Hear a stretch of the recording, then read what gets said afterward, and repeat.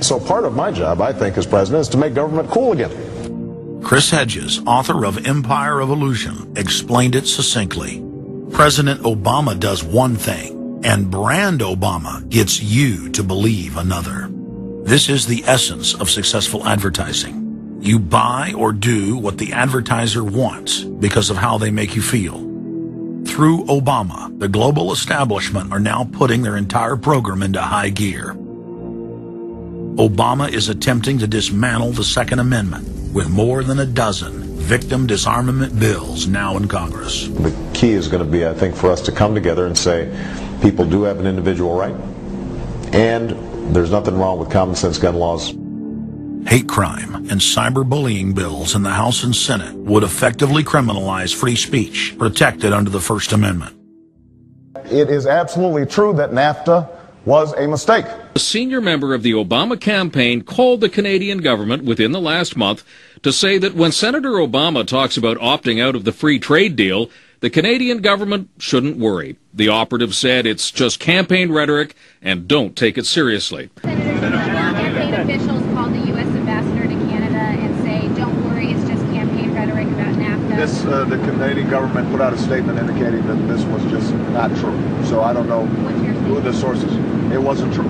Amid all of the denials, sources at the highest level of the Canadian government who first confirmed that a call was made, late this afternoon reconfirmed that a call was made. President Obama is promoting the creation of a North American Union and is attempting to expand NAFTA and GATT. President Obama is pushing nation-ending blanket amnesty for more than 20 million foreign aliens living illegally inside the United States.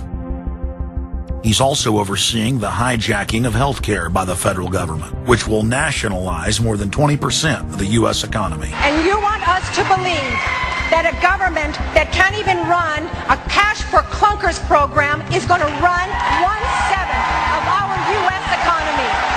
No, sir. No.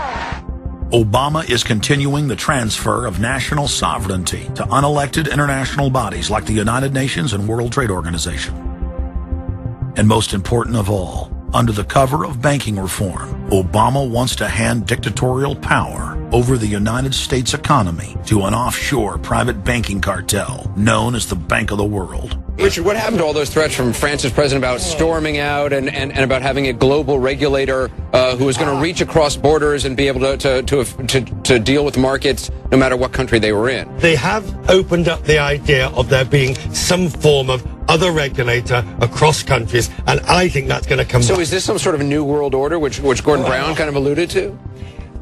I think a new world order is emerging, and with it the foundations of a new and progressive era of international cooperation. The finance heads of the 20 industrialized nations met again in late September of 2009 at the G20 summit in Pittsburgh, Pennsylvania. At that meeting, ministers called for an end to the dollar as the world reserve currency. They also called for a strengthening of global governance and called for a new world order.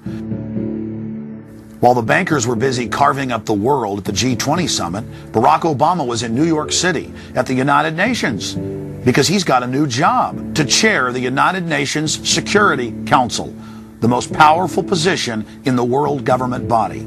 President Obama does what no other U.S. president ever has. As President Obama presided over the UN's most powerful body, that would be the Security Council. 6,191st meeting of the Security Council. For a couple of hours, you could say Mr. Obama was president of the world. It is the story of a world that understands that no difference or division is worth destroying all that we have built. In my own country, it has brought Democrats and Republican leaders together.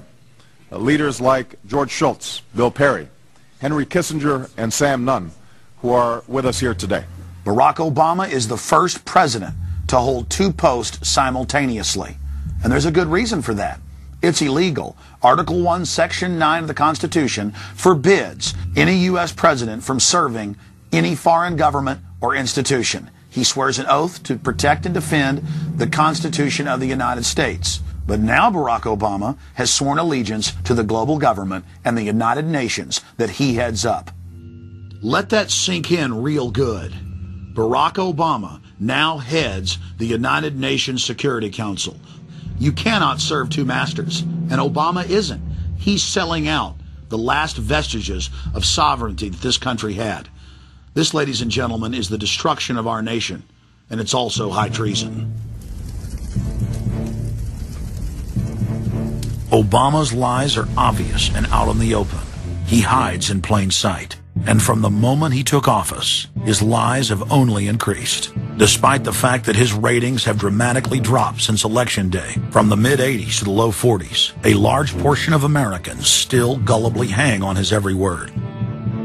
It is bringing entertainment to thousands of people. Through its magic, we are able to enjoy a combination of the radio, motion pictures, and the stage, right in the comfort of our own homes, simply by pushing a button and turning a dial. These cells with their electrical charges are scanned by a stream of electrons, completing 30 pictures a second. Compare that crude picture with these of today, and you can judge for yourself how far along the road to perfection television has traveled. Most people still today think that all entertainment to do with movies, drama, is therefore nothing more than their entertainment. It never ever was that case. Of course, television can't perform such miracles as this, yet. But perhaps there's no harm wishing that it could.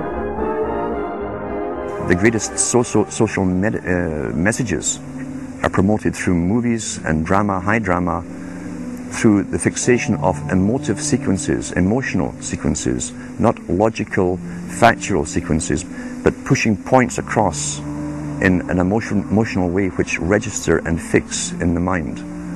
So emotional content is very, very important, rather than going through an actual discussion or an argument using logic and facts. There's no debates.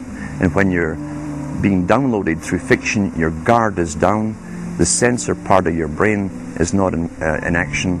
It isn't saying, yes, I agree with this, I disagree with that, as you would in a debate or a lecture. You're actually in an alpha state, being completely downloaded with new ideas. Throughout history, social engineers have refined techniques designed to control large populations.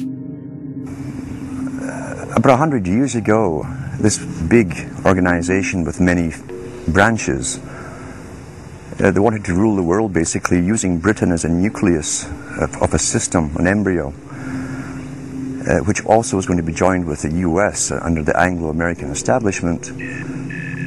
Wrote about the kind of culture and the changes of culture over a 100-year period that they would actually design, implement and bring in. And H.G. Wells talked about it too. He talked about arenas. He says arenas could be put up across the world for sports, for instance. Now at that time, sports was something that children, school children were into. Adults became adults and got onto adult things. So it was unimaginable at the time that people could actually believe that there was even a need for adult sports and entertainment, never mind having arenas built across the world. But he said we can do this, and foist basically a sports culture for the males. Using a tribal system.